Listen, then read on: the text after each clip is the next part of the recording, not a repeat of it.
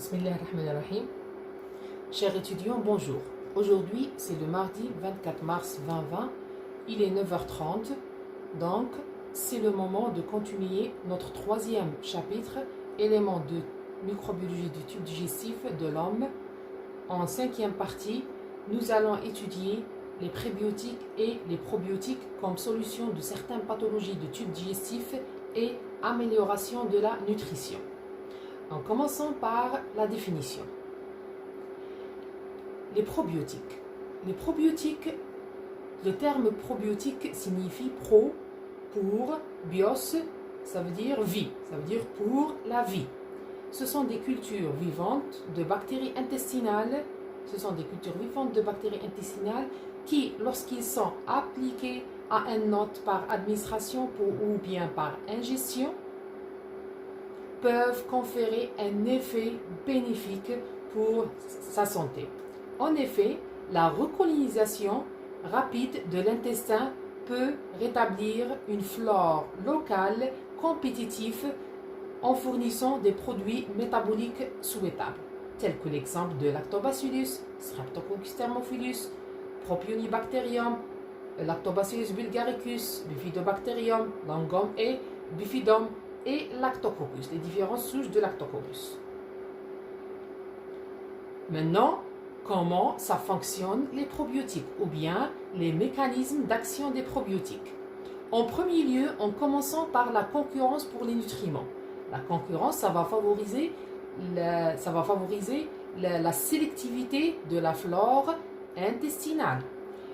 En connaissant que le microbiote intestinal ne dispose pas que de petites quantités limitées de nutriments souhaitables vis-à-vis aux micro-organismes, si l'on absorbe des probiotiques, ceux entrent une concurrence avec les autres micro-organismes des intestins qui sont disponibles au niveau des intestins ou bien locataires des intestins, alors la quantité de nutriments accessibles aux agents pathogènes s'en trouve réduite. Ça veut dire le premier rôle, c'est la réduction de la quantité de nutriments qui est nécessaire au développement des bactéries pathogènes.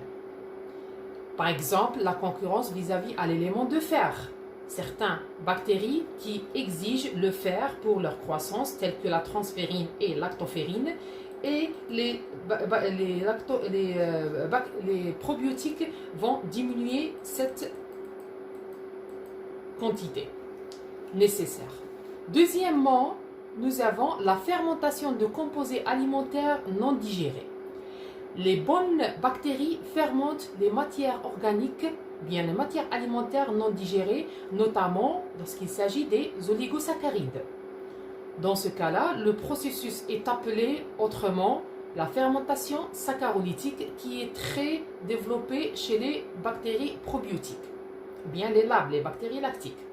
Le processus est appelé toujours fermentation saccharolytique et pourquoi pas une fermentation des protéines ou bien ce qu'on appelle une fermentation protéolytique établie par les bactéries lactiques qui produisent des liaisons toxiques comme le phénol ou bien l'ammoniac. Donc, il s'agit de production ou bien de fermentation de composés alimentaires non digérés qui favorisent la bonne digestion des aliments au niveau des intestins. Troisièmement, nous avons la production de substances utiles. Après avoir fait une fermentation saccharolytique, les fibres, bien sûr, la production de fibres, la production par exemple de butyrate, ou bien l'acide butyrique, la production de vitamine K, alors qui sont produites seulement par les micro-organismes et ne sont pas produites au niveau des intestins. Donc, c'est un point de plus pour la bonne pratique des bactéries fabriquant des vitamines K au niveau du gros intestin. Quatrième rôle, il s'agit d'un antagonisme direct. L'antagonisme direct, ça veut dire la production des liaisons, antibactériennes de mucine par exemple. Durant la fermentation des bactéries lactiques, des LAB ou bien des probiotiques, des bactéries probiotiques, on aura un effet de colonisation par certains agents pathogènes qui sera freinée.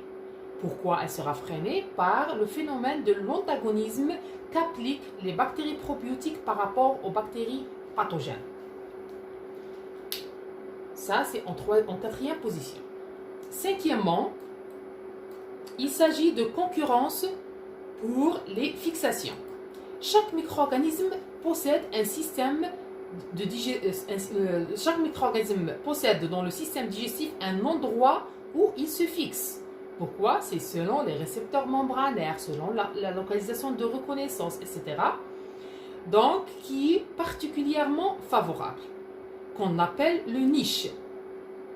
Un niche, c'est le lieu de fixation des micro-organismes dans les intestins. Les probiotiques de l'intestin peuvent concurrencer les micro-organismes pour leur occupation des points de fixation aux cellules épithéliales. Donc, le nombre des points favorisés pour les bactéries pathogènes sera vraiment réduit. Pourquoi? Par l'ingestion des probiotiques, toujours le rôle de bactéries probiotiques. Sixièmement, nous avons le renforcement des jonctions serrées. Voilà, sixièmement, nous avons le renforcement des jonctions serrées. Donc, les cellules épithéliales, au niveau des cellules épithéliales du tube digestif, sont reliées entre elles par un réseau complexe de protéines. Donc, le réseau complexe de protéines telles que l'occludine, la claudine, etc. et les jonctions serrées. Donc, les bactéries commensales et les probiotiques peuvent renforcer les fonctions de cette jonction serrée. Mais certaines bactéries sont en mesure de prévenir, voire annuler l'effet négatif des bactéries pathogènes de ces jonctions. Ça veut dire, au niveau de ces jonctions, on peut y avoir la fixation de certaines bactéries pathogènes. Mais lorsqu'il s'agit de la renforcement de jonctions serrées créées par les bactéries probiotiques, lactic acid bacteria par exemple, ça va renforcer et inhiber ou bien minimiser l'entrée ou bien le développement des bactéries pathogènes à l'intérieur des cellules épithéliales. Et nous avons bien sûr, septièmement, il s'agit de la régulation du système immunitaire. Lorsqu'on parle de la régulation du système immunitaire, on parle de l'effet bénéfique.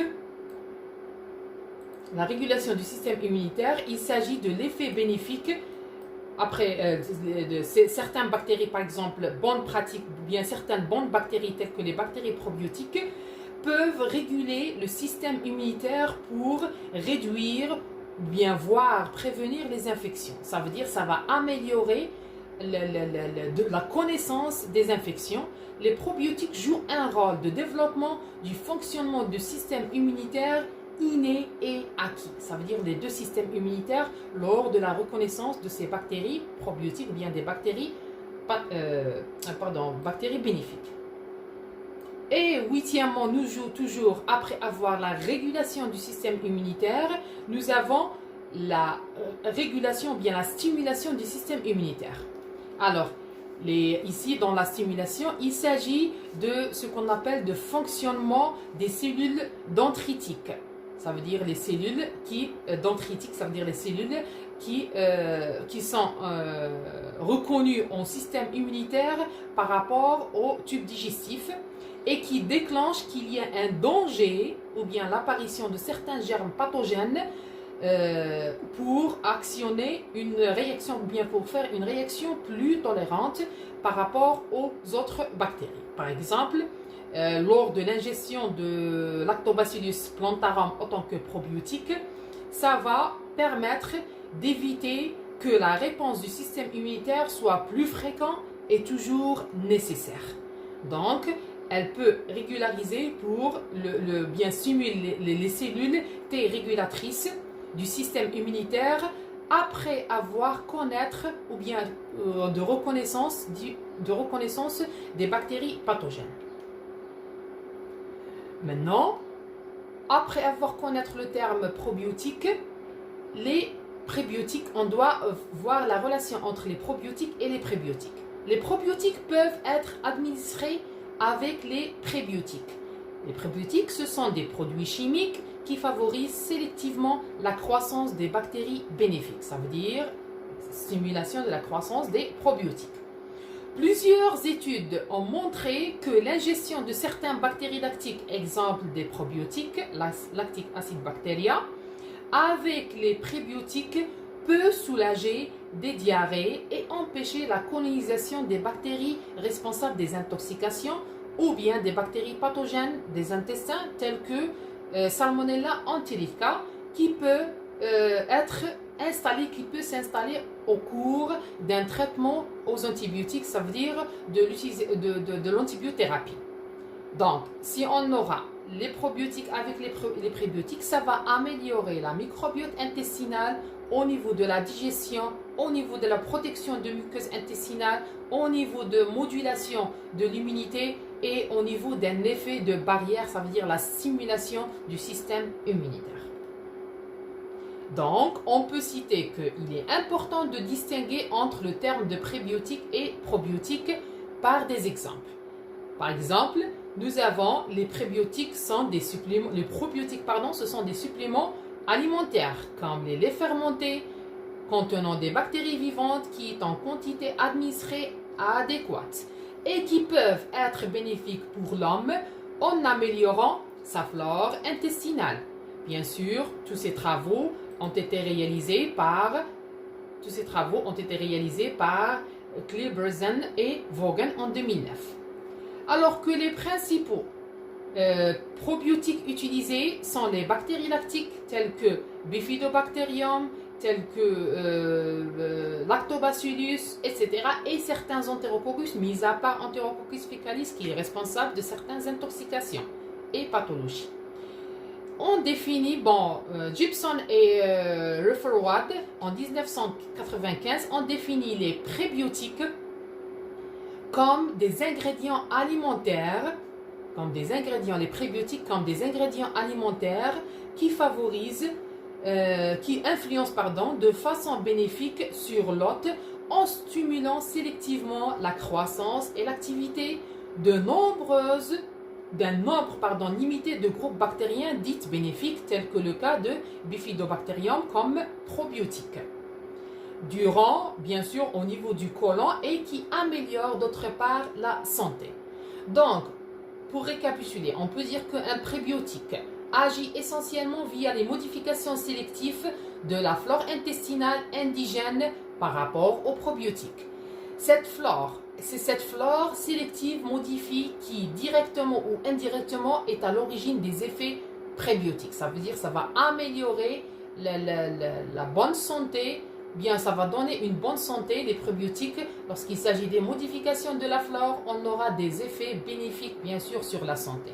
Donc, autrement, un probiotique qui agit essentiellement du fait de ses qualités propres, largement souches spécifiques, telles que le cas de Bifidobacterium, au niveau des yaourts Bifidus, c'est la nouvelle souche introduite dans la microflore et qui cause des effets directs du probiotique, ça veut dire des effets bénéfiques sur la santé, mais ils doivent être administrés d'une quantité adéquate. Maintenant, on va donner des exemples des prébiotiques. Les prébiotiques sont souvent, sont souvent des fibres alimentaires. Donc, l'origine, généralement, c'est des végétaux, tels que les légumes, les légumineuses, les fruits, les grains, les racines et autres, les amandes, etc. Donc, ces deux types, bien sûr, de produits, les prébiotiques et les probiotiques, ont un effet sur la flore colique. Et on peut les trouver selon leur spécificité. Par exemple, au niveau des légumes, on peut trouver au niveau de l'ail une quantité en prébiotiques très importante, bien sûr, qui est une source de certains éléments. Les artichauts, les asperges, le betterave, brocoli. Donc tout ça, ils ont un rôle primordial jouent un rôle de prébiotiques. Pourquoi? Parce que ce sont des aliments riches en prébiotiques, ça veut dire riches en fibres alimentaires. Alors, les probiotiques, sont couramment utilisés dans la production de l'élevage animal pour éviter les problèmes digestifs chez les bovins, ovins et caprins. Par exemple, la souche de Lactobacillus, Propionibacterium bacillus et certains levures comme Saccharomyces ont été utilisés comme des probiotiques. Pourquoi? Parce qu'ils ont plusieurs effets sur l'épithélium ou bien sur l'épithélium intestinal. Un certain nombre de maladies humaines répondent positivement à l'administration des probiotiques. Ça veut dire qu'elles peuvent traiter. Ce ne sont pas des médicaments, mais ce sont des suppléments alimentaires, ce sont des additifs alimentaires. Par exemple, dans le cas de diarrhée chez les enfants infectés par un rotavirus, peuvent être raccourcis par l'administration de plusieurs préparations de probiotiques, soit mélange de bactéries et levures, soit levure seule, soit bactéries seules. Par exemple, Saccharomyces, en tant que levure, peut réduire la récurrence de la diarrhée et l'infection de Clostridium difficile. En effet, lorsqu'il y a les LAB, ça veut dire les lactic acid bacteria, colonisent le gros intestin, l'acide lactique et les bactériocines produites par les LAB, ça va inhiber la croissance de certains organismes pathogènes. Donc, on peut récapituler pour dire que l'administration de probiotiques possède 3 effets. Le premier effet, c'est un effet sur l'épithélium, un effet de protection bien sûr, de production de certains systèmes de défense, un effet immunitaire et un effet sur les bactéries pathogènes qui vont se fixer sur l'épithélium ou bien la barrière de l'épithélium intestinal. Alors, jusque-là, chers étudiants, on a terminé avec la grande partie de l'élément de tube digestif humain. On se voit, Inch'Allah, demain pour continuer avec l'autre chapitre. C'est bien, ou bien avec la 6e partie, la microflore du tube digestif des ruminants. Je vous souhaite bon courage et finalement, stay at home. Thank you.